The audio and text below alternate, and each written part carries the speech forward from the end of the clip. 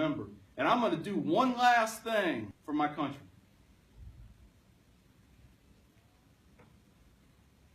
I'm going to kill me some more Muslims. So they came in and started telling me about my retirement and how I was going to get this and how I was going to get that. And I said, no. You need to stop talking. That's not the right language we're talking right here. I have to go back. They said, go back where? I said, Afghanistan, Iraq. I don't care. I need to kill more Muslims. That's what I told them. I need to kill more Muslims. I'm not done. Because now my hatred had manifested to a point to where my life meant nothing unless I was taking the life of a Muslim. Now, I can't exactly put a finger on when this hatred began. I really don't know. It wasn't actually necessarily 9/11. All I knew was that somebody had killed a lot of Americans. A lot of innocent Americans. But as I started to get out of the military, because it slowed down for me at the end, I came back.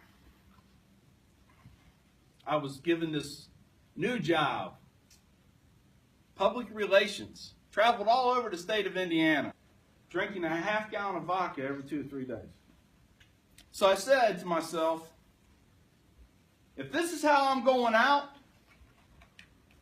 then I'm going to go out and I'm going to be remembered. And I'm going to do one last thing for my country.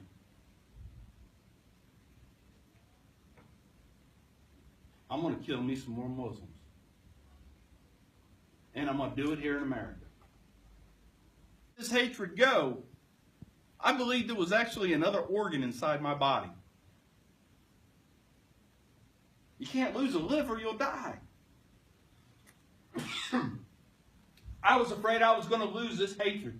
Because if I did, I would die because there would be nothing left for me to exist for. Nothing. I would now be on the face of this earth for absolutely no reason. Except at that point to drink. And waste what little bit of time I had left.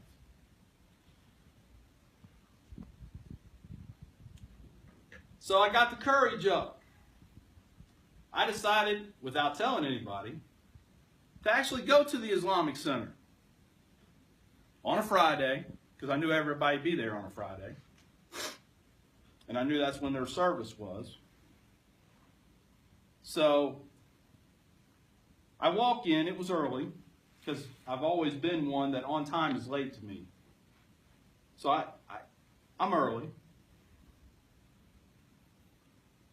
And I walk in, look in at the wall, staring in front of me, there was a bazillion clocks.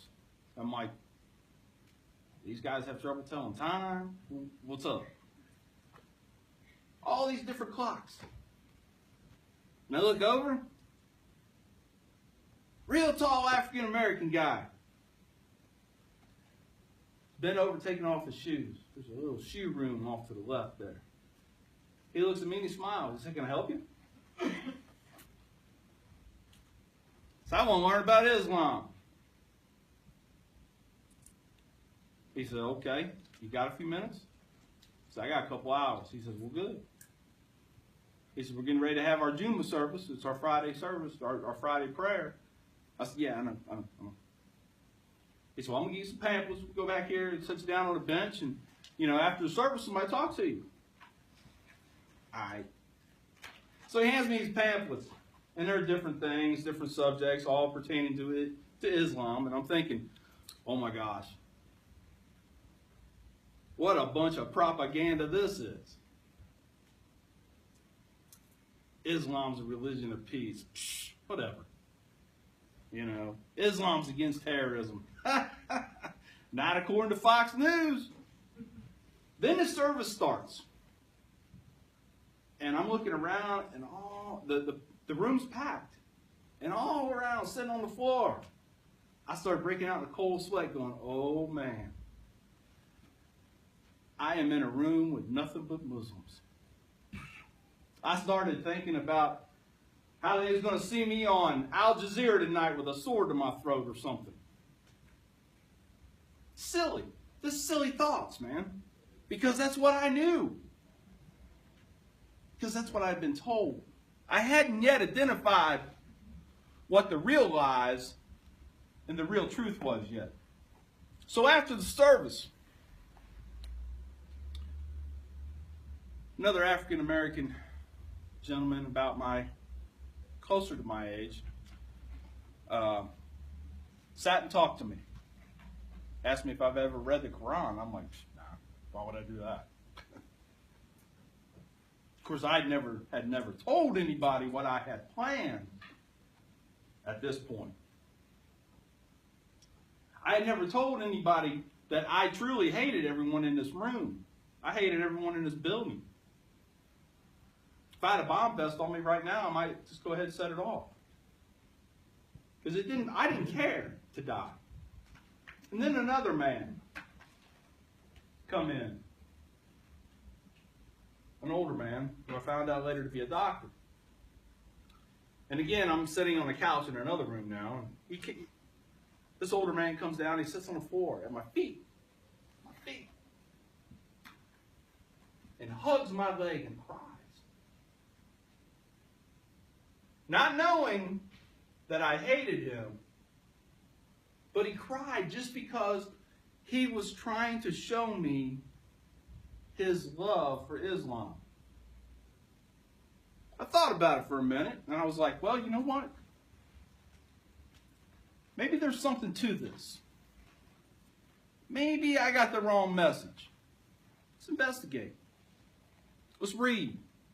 Let's ask questions. Let's turn off Fox News and try to come up with what the truth may actually be. So I did. And it wasn't very long after that, very long, that I myself became a Muslim. To this day, I am still so glad that I was at the point of blowing up this building with everybody inside, because it was being at that point that brought me to this point. Life is the test. But now, I've been a Muslim for 6 years. My wife and daughter are currently Muslims. If I would not have changed, I would be in prison. I would die having hatred guide my life. And I would have been the one now to take the innocent lives. Because nobody over at that Islamic center was hurting anybody. Nobody was planning on hurting anybody. They were going there to pray. They were going there to listen to someone talk about things in the Quran and try to explain them to the best of their ability.